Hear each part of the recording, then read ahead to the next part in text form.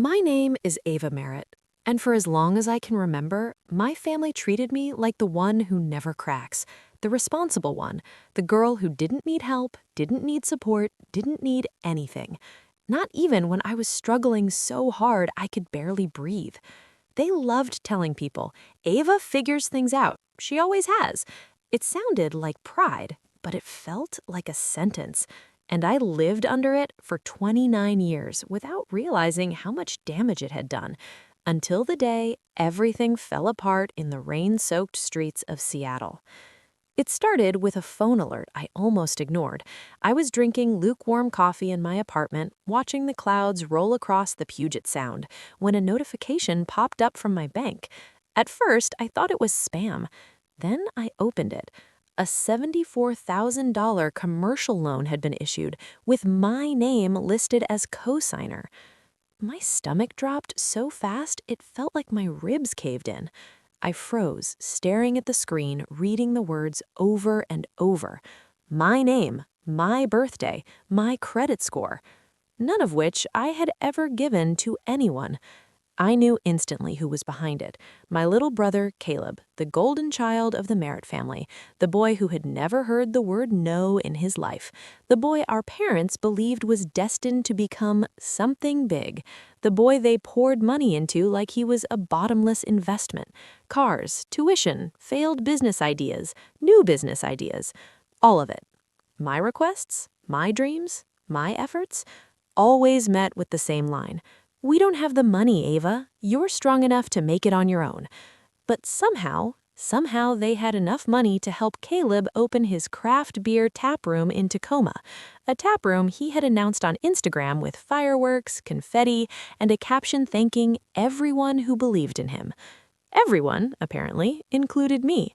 I hadn't believed in him, I hadn't agreed to anything, and I certainly hadn't signed a loan. I felt the old ache rise, the familiar blend of confusion, betrayal, and shame. It pushed against my ribs until I had to sit down on the edge of the couch just to stay upright. My hands shook as I scrolled deeper into the loan documents. There it was, a blurry electronic signature written in a style that barely resembled mine. But legally, it didn't matter. The bank believed it. A loan that size could destroy me. In that moment, something inside me cracked. Not loudly, not dramatically, but with a quiet, devastating snap that felt years overdue. Before I go any further, I want to ask you something from the bottom of my heart. If you've ever been turned into your family's invisible safety net, the one they lean on without asking, the one expected to be endlessly strong, leave a comment and share your story. And if you want to hear how this unfolds, hit subscribe. You're not going to want to miss what happens next. Because the truth is, what came after that loan notification made my blood run cold. I called my parents, hands shaking, breath sharp, trying to keep my voice steady. My dad picked up on the second ring, sounding cheerful, distracted, almost proud, and before I could even ask why, he said it. Oh good, you saw the loan. Caleb really needed someone reliable on the paperwork. Reliable. Not willing, not consenting, just useful. Outside my window, the rain picked up, streaking down the glass like the sky was falling apart right along with me. And somewhere beneath all that storm and betrayal, I realized something. This wasn't a mistake. It wasn't an oversight. It wasn't miscommunication. It was a pattern, and I had finally reached the breaking point. This was only the beginning. Long before that loan, long before Seattle and careers and adult consequences, there were small moments, tiny cuts that shaped the way I learned to disappear from my family. When the notification hit my phone, it didn't just hurt because of the money. It hurt because it dragged me back to a place I'd spent years trying to outgrow. I grew up in Spokane, in a neighborhood where winters were long and summers were loud with kids on bikes. Our house wasn't big, but it held 1,000 unspoken rules, most of them written around one truth. Caleb needed protecting, and I needed nothing. I didn't understand it at the time. I just knew that whenever Caleb wanted something, it appeared. Whenever I needed something, I had to prove why. I still remember being 16 and sitting at the kitchen table with a printed out price sheet for a cheap laptop. I had highlighted everything: processor speed, storage, the sale price. I needed it for AP Computer Science. My teacher had even written a note saying it would help me keep up with the workload. My mom skimmed it for less than 3 seconds before sliding it back across the table. "We can't spend money on something you might use long-term, Ava. Besides, you're resourceful. You always find a way." That same week, Caleb, 11 years old and struggling in school, came home with a brand new Nintendo Switch, complete with 3 games still in plastic wrap. Dad said he needed a positive outlet. I watched my brother tear open the box while my request sat in the recycling bin under a pile of grocery ads. So I biked 4 miles, every day, rain or frozen sleet, to the local library. I sat in the computer lab until closing, typing with numb fingers, trying to pretend it didn't matter that my friends all had laptops and warm houses and parents who said yes to the small things. I didn't resent Caleb back then. I resented the way my parents acted like my needs were optional. That pattern followed me into college. I earned scholarships, worked part-time jobs, built a life from scratch, alone. Every Christmas, my parents bragged about how independent I was. They said it like it was praise, but it always felt like a reminder. You're on your own by design. Don't expect help. So when I moved to Seattle after graduation, I convinced myself it wasn't so bad. I had a decent job, a studio apartment that smelled faintly of coffee from the cafe downstairs, and a view of the water if I leaned far enough over the balcony. I built everything brick by brick, thinking maybe, just maybe, I had outrun the version of myself who wasn't worth investing in. But that old wound opened wide when I realized my signature had been stolen. Because the truth is, you don't just get over childhood patterns. You carry them quietly, tucked under your ribs, until someone presses exactly the right bruise. And when that loan landed on my shoulders, it pressed deep. It reminded me that my family never saw my sacrifices, never saw my effort, never saw me. Not really. They only saw what they could use. And the girl who biked to the library in the snow suddenly felt 16 again, cold, unseen, and painfully alone. The anger didn't hit me all at once. It came in slow waves, rolling through my chest in a way that felt almost foreign. I'd spent most of my life swallowing frustration before it reached the surface, convincing myself it wasn't worth the fight. But this time, something in me refused to shrink. 2 days after the loan discovery, I walked into my office in downtown Seattle. I tried to pretend everything was normal. I even forced a smile at the receptionist, though my stomach was tied in knots. But halfway through the morning, my coworker Liam wheeled his chair over to my desk, holding his phone like it was contraband. Ava? You didn't tell me your brother opened a place in Tacoma. It looks legit." I frowned. "What are you talking about?" He turned the screen toward me. There it was, Caleb's grand opening post, a full carousel of photos from the ribbon-cutting ceremony. The caption read, "Riverstone Taproom is finally open. Couldn't have done it without my amazing family, especially my sister Ava, for believing in the vision and backing the loan." Backing the loan? It felt like the floor dropped out from under me. In the photos, my parents stood next to him looking proud enough to burst. They were wearing matching Navy outfits like they'd been preparing for this moment their whole lives. Caleb held giant scissors like a politician announcing a new public project. Confetti littered the sidewalk. Everyone was smiling. Everyone except the person paying for the dream. Me. I hadn't even been invited. I stared at that screen so long, Liam eventually walked away without saying a word. My throat tightened, and a burning humiliation spread up my neck. The lies weren't just private. They were public, polished, and designed to make me look complicit. By lunchtime, I drove to Tacoma just to see the place for myself. The tap room sat on a downtown corner, the kind of location people fight for. Brick exterior, trendy windows, neon sign humming above the door. Inside, the air smelled like hops and self-congratulation. My mom spotted me first. She lit up like I was a surprise guest at a party. "Ava! Oh good, you made it. Come on, honey, let's get you a seat." She led me not to a real table, not near the family, not near anyone important, but to a folding chair next to a cooler full of extra ice. There was a mop leaning against the wall behind me, a trash bin half full of paper towels, as if that were my place. My dad joined us, lowering his voice like he was sharing a secret. "We need to talk," he said, guiding me toward a storage room behind the bar. The door shut with a soft thud. The air smelled like cardboard and spilled beer. He opened a folder, thick, crisp, too polished for a last-minute request, and slid a stack of papers toward me. "We're expanding, 2 more locations, but the landlord needs someone stable to co-sign. Your credit is spotless. It makes sense." I stepped back. "I didn't agree to the first loan." He frowned, as if I were being dramatic. "You're overreacting. Caleb needs this. You've always been the reliable one." Reliable. There was that word again, shaped like a compliment, but used like a chain. The anger that rose inside me didn't feel hot. It felt icy, sharp and controlled. "I'm not signing anything," I said. My mom appeared in the doorway at the perfect theatrical moment. "Ava, please, don't ruin this for your brother. He talks about you all the time. He admires you." I met her eyes. "Then why am I sitting next to the trash while you celebrate him?" Neither of them had an answer. I walked out without saying goodbye. By the time I reached my car, the fury had crystallized into something unshakable. This wasn't support. It wasn't family unity. It was exploitation wrapped in sentiment. And for the first time in my life, I wasn't willing to play along.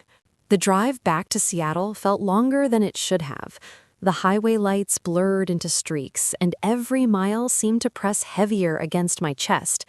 I kept replaying the storage room in my mind, the folder, the signatures I never gave, the expectation that I would simply comply. By the time I pulled into my apartment garage, my hands were trembling so badly I had to sit for a while before I trusted myself to walk. But things didn't fall apart all at once. They unraveled slowly, thread by thread. The next morning, I walked into work hoping I could lock everything away long enough to get through the day. My reflection in the elevator looked like a stranger. Tired eyes, tight jaw, a posture that screamed, "Don't ask me anything." I wished the universe would grant me invisibility for just one day. Instead, when I reached my desk, HR was waiting. "Hi, Ava," my manager said gently, gesturing toward a conference room. My stomach sank. Conference rooms never meant anything good. Inside, he shut the door and took a seat across from me.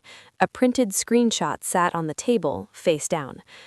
"I want to talk about something that's come to our attention," he said. "Your mother posted a video online last night. It's circulating." My heart slammed against my ribs. He flipped the screenshot over. There she was. My mother, sitting in her perfectly decorated kitchen, tears shimmering just enough to look sincere.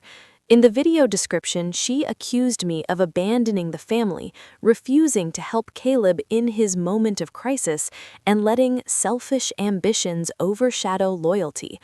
The caption ended with, "Please pray for our family during this difficult time." I felt the air leave my lungs.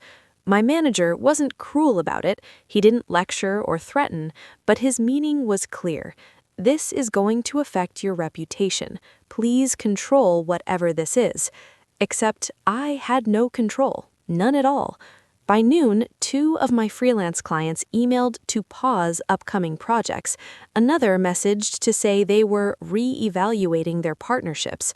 All of them used the same careful tone, the kind people use when they don't want to write what they're actually thinking.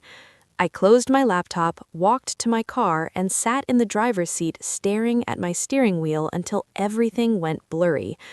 It's a strange thing how you can handle years of carrying yourself, building your life, pushing through hardships, but one lie spoken at the right time can crack you open. That evening, I parked outside a Target because I didn't know where else to go. I sat in the lot under the harsh fluorescent lights, watching families load groceries into SUVs. I wondered how many of them argued on the way home, how many parents showed favoritism, how many daughters felt invisible, or maybe that was just me trying to feel less alone. The truth settled in slowly, like cold water filling a room. I had lost control of my name, my credit, my career, my story, all because the people who were supposed to protect me decided I was easier to use than to love. Sitting there in the dark, I pressed my forehead against the steering wheel and finally cried, not just for the loan or the job or the humiliation, but for the years I spent believing things would ever be different. For the first time in a long time, I felt completely, terrifyingly alone.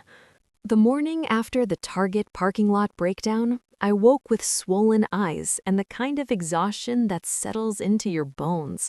But beneath that heaviness was something else, something steadier, sharper, a thin line of resolve.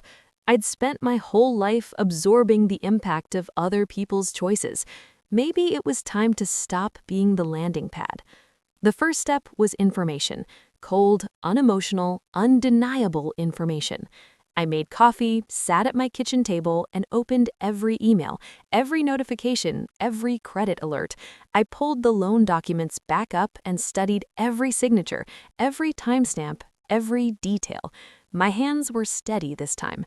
There's something about hitting bottom that makes fear lose its grip. By mid-morning, I initiated freezes with all 3 credit bureaus. The representatives were surprisingly kind, and each confirmation email felt like a small deadbolt sliding into place, securing a door that never should have been opened. Next, I dug through my closet for a box I hadn't touched since moving to Seattle. It was crushed slightly from years of being shoved behind coats and old blankets. Inside it were notebooks, USB drives, receipts, tax folders, the leftovers of a younger me still figuring out her path. At the very bottom, wrapped in an old hoodie, I found an external hard drive. I plugged it in. A familiar folder structure appeared, one I'd forgotten I'd built during college. Branding concepts, UX wireframes, pitch decks, all dated and organized. Then my breath caught. Inside a subfolder labeled Unused Concepts 2017 was a set of designs I'd created for a fictional brewery project, a mock assignment for a capstone class. It included logo options, menu layouts, social media mock-ups, even targeted advertising plans. I clicked through them one by one, my heartbeat rising. They matched the aesthetic of Riverstone Taproom almost exactly. Caleb hadn't created his branding. He hadn't hired a designer. He had taken my old work, my student work, and repurposed it to sell his dream. He didn't even bother to change the core color palette. It wasn't just betrayal, it was theft. And somehow that realization steadied me more than it broke me, because for the first time in days, I saw a path, not out of pain, but toward justice. I searched for legal help and found a small Tacoma firm specializing in identity misuse and financial fraud. The attorney, Marla Tisdale, sounded brisk but not unkind. She asked for a summary, and I tried to keep my voice from shaking as I told her everything. The forged signature, the branding theft, the video my mother posted, the branding comparison, the entire sequence of events written in a timeline. It felt methodical, almost cleansing. Every document I saved strengthened the foundation under my feet. By evening, I uploaded a neatly organized folder to Marla's secure portal. When I hit send, a calm washed over me. Not joy, not triumph, just clarity. I wasn't running anymore. I was preparing, and this time, I wasn't the one who would break. The mediation date arrived faster than I expected. One moment, I was sorting through screenshots and bank statements. The next, I was sitting in a quiet conference room in Tacoma, listening to the faint hum of the air conditioner while fluorescent lights buzzed overhead. The table was long, polished, and cold enough that my fingertips felt numb when I rested them on the surface. I wasn't nervous, not exactly. What I felt was focus, sharp and precise, the way I imagined a surgeon feels before an incision. Everything that had happened, the loan, the video, the humiliation, the years of being told I didn't need help, have led to this room. My attorney, Marla, nodded toward the door. They're here. My parents walked in first. My mother clutched her handbag like a prop, as though she were performing grief instead of feeling it. My father adjusted his cufflinks with the same practiced confidence he used at every family gathering, as if this were just another discussion he could steer in his favor. And then came Caleb, head down, beard untrimmed, wearing a wrinkled Riverstone taproom t-shirt. He looked older than 25, tired in a way I had never seen. No one greeted me. The mediator, a calm man in his 60s, began outlining the process. I watched my family the way someone watches the ocean before a storm, quietly assessing, predicting impact. Marla opened our folder and placed a neatly organized stack of documents on the table. "We'll start with evidence," she said. "Everything is timestamped." She handed the mediator the forged loan papers, complete with mismatched digital signature data, then the screenshots of my mother's video, then the branding comparison, my original 2017 files side by side with Riverstone's promotional materials. Something shifted in the room. My mother stopped fidgeting. My father's jaw visibly tightened. Caleb blinked, swallowing hard as he examined the branding theft that was unmistakably obvious. The mediator studied each document with a quiet concentration that felt like justice in progress. When he finally looked up, his voice was calm, almost gentle. "Mr. and Mrs. Merritt, these are serious violations, both legal and ethical. Your daughter was placed at substantial financial risk." My mother leaned forward, her voice trembling just enough to sound fragile. "We didn't mean any harm. Families share responsibility. Ava has always been strong. We assumed—" Assumption isn't consent. My father tried a different tactic. "This expansion was temporary. We planned to fix everything once the business stabilized. It was all for Caleb's future." I met his eyes. "And what about mine?" He didn't answer, not because he didn't have one, but because he finally realized how indefensible the truth was. The mediator slid a printed form across the table. "Here is my recommendation. Immediate removal of Ava Merritt from all financial liabilities related to Riverstone Taproom, full cancellation of the forged commercial loan, a formal statement acknowledging misuse of her identity, and no future financial actions involving her name." My mother's lips parted like she wanted to argue, but the mediator held up a hand. "If this proceeds to court, the penalties could be substantially more severe." Silence filled the room, a heavy, undeniable silence, until my father finally picked up the pen. His signature shook. My mother followed, the corners of her eyes glossy with something between shame and resentment. Caleb signed last, shoulders slumped, as though he were finally seeing the cost of the pedestal he'd been placed on his whole life. When the final signature dried, the mediator turned to me. "You're free of all liability." The words landed like a weight lifting off my ribs. Walking out of that building felt surreal. The clouds over Tacoma were just beginning to break apart, letting warm light spill across the parking lot. I stood there for a moment, breathing, letting the air fill places inside me I hadn't realized were empty. Over the next few weeks, consequences unfolded without my involvement. Investors pulled out, supplier contracts dissolved, customers left negative reviews about inconsistent hours and missing orders. Within a month, 3 of Riverstone's 4 locations closed, windows papered over with "temporarily closed" signs that never changed. The last remaining taproom limped along, more rumor than business. Someone sent me a photo of the flagship location: empty stools, dusty shelves, the neon sign flickering weakly like it was giving up. I didn't smile, but I did feel something settle inside me, a quiet, steady recognition that justice doesn't always roar. Sometimes it arrives exactly like this: calm, clean, undeniable. And for the first time in a very long time, I felt whole. Life didn't magically fix itself after mediation. There were no fireworks, no triumphant music swelling behind me as I walked away from the courthouse. Instead, there was a long, heavy silence, the kind that follows a storm, when the world hasn't quite remembered how to breathe. For the first time in years, I didn't have to check my credit report every morning. I didn't have to brace myself for unexpected calls or wait for another shoe to drop. But freedom, I learned, comes in stages, not in one dramatic moment. The legal chains were gone, yes, but the emotional ones took longer to shake loose. The first real change I made was moving. My Seattle apartment, once a place I loved, suddenly felt like a museum of the version of me who had tried to be the strong one, the fixer, the family glue. I didn't want to be her anymore. I didn't want to live in rooms built around the expectation that I could endure anything. So I packed up my studio and moved north to Bellingham, a quieter town tucked between pine forests and the bay.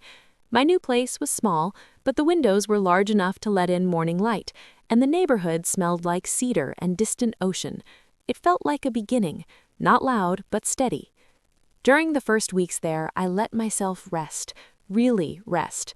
I walked trails along the water, let my phone die on purpose, learned how to cook meals that weren't just quick survival choices. I even picked up my guitar again, something I hadn't done since college. My fingers were stiff at first, uncooperative, but eventually the chords began to sound like music instead of mistakes. My job stabilized too. 2 clients who'd paused work reached back out and apologized for acting on online rumors. A new project from a Vancouver company landed in my inbox unexpectedly. My manager called to say he admired how quietly and professionally I handled everything. I didn't tell him how many nights I sat on the floor of my new living room, just breathing through the leftover panic. Some truths are too tender to hand to people who haven't earned them. It was about a month after the mediation when I finally felt ready to speak, not to my family, but to the world, or at least my corner of it. I opened a blank document and typed the title, "When Your Family Signs Your Name Without Asking." It wasn't about revenge. It wasn't even about closure. It was about telling the truth without flinching. I wrote about the expectations placed on strong children, about how easy it is for families to confuse resilience with disposability. I wrote about the loan, the branding theft, the video, the weight of bullying the child who holds everything together while no one notices the strain. Then I posted it on a free blogging site and closed my laptop. I didn't expect anyone to read it. I certainly didn't expect what happened next. Within a day, the post had a few hundred shares. By the end of the week, it had tens of thousands. Emails began to fill my inbox, people from all over the country telling me their own stories of being taken advantage of by the people who were supposed to love them. Some messages were long, some just a single sentence, but every one of them made me feel less alone. And of course, word reached Anacortes, where my parents lived. It reached Tacoma. It reached the business community. Investors who once believed in Caleb's taproom started digging into public filings and eventually into the mediation records that were now part of the legal system. Contracts evaporated. The last remaining taproom closed its doors 2 months later. I didn't celebrate. There's no joy in watching your family unravel even when they're the ones who pulled the threads themselves. One afternoon, my phone buzzed with a number I recognized, my mother. I let it go to voicemail. When I finally listened, her voice was shaky. "Ava, we didn't realize. Things got out of hand. Please call us back." I didn't. The truth is, boundaries aren't punishments. They're acknowledgments of what was done, of what won't be allowed again, of who I'm becoming. Blocking them wasn't revenge, it was self-preservation. The last message came from Caleb. Just one line. "I'm sorry, I didn't know how to stop it." For a long moment, I stared at those words. Part of me ached for the brother I had wanted him to be. But another part, the part that finally understood her own worth, knew that an apology doesn't undo harm. It only acknowledges it. I didn't reply. Today, my life is quieter, healthier. My circle is smaller but solid. Friends who show up, coworkers who respect boundaries, clients who know my value. Some evenings I sit on my balcony watching the sun drop behind the water, feeling a peace I didn't know I was capable of. To whoever's listening, to you, I want to leave you with this. Family is not defined by DNA. It's defined by mutual respect, safety, trust, accountability. If you've ever had to redraw the lines, you are not alone. If you've ever been the strong one, the responsible one, the you'll figure it out one, your pain is real, and your boundaries are valid.